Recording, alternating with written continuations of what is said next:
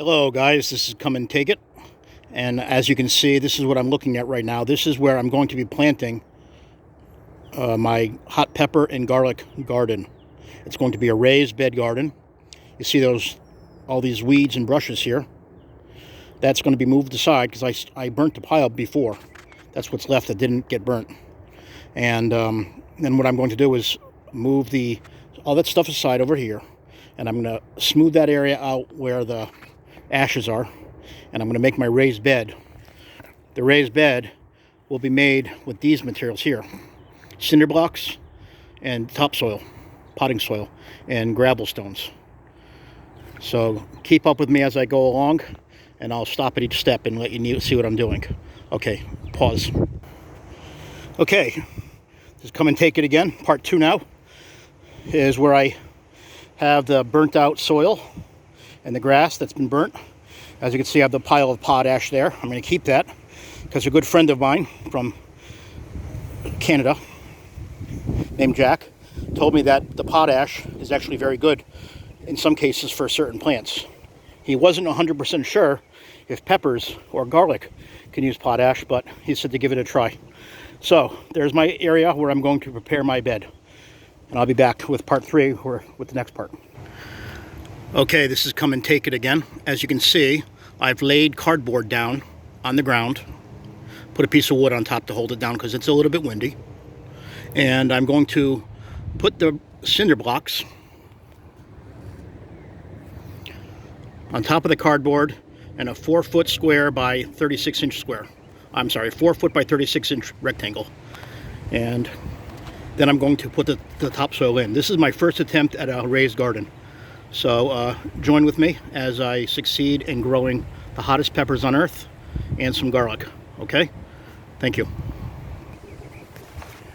You might wish to know, what is the purpose of putting cardboard down on the bottom of this? Well, according to several landscape professionals that I know personally, the best thing to do, other than using weed fabric, which is very expensive, or roof material, which prevents the water from getting in the first place, also very expensive, you can use cardboard. It does the same thing. And because cardboard is paper, it gives nutrients to the soil. So that's why I'm using cardboard as a base. Okay, keep with me. Okay, so now what I'm doing is I've already wet the bottom edge of the cardboard. Now I'm wetting the top side with just a basic garden hose. The purpose of getting it wet, according to the landscape professionals that I know personally, is it lets the cardboard rot away. And as the cardboard rots away, it turns into nutrients for the soil. Okay, so pause. Okay, so now, as you see, I have an extra cardboard border around the outside of the cinder blocks.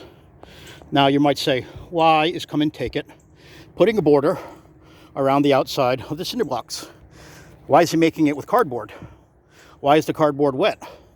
Well, as I said before earlier, the wet cardboard turns into mulch at some point, or nutrition for the soil. And the border is so I can put those stones that are decorative right there around the outside and make the outside of the garden look pretty nice. Pretty or nice. Now you see these corners here? Those corners, I'm gonna go to the cinder block store tomorrow when they open, and I'm gonna see if they have four half pieces of cinder block. I'll put them in all the 4 corners. Now my garden, if you will, my raised bed garden will be 3 cinder blocks times 16 inches long is 48 inches. That's 4 feet. And so this side right here is 4 feet. This side is 4 feet. That side in the end, 2 times 16 is 32. And 2 times 16 is 32. So it's 4 feet by 32 feet inner diameter, or inner, not diameter, what am I dumb? It's not a circle. It's the inner area is 2 feet by 4 feet. 32 inches by 4 feet. Okay, so now what I'm going to do is start filling the inside with some sand. According to grow peppers, you need a little bit of sand mixed in with the soil. So I'm going to get some sand. All right, pause.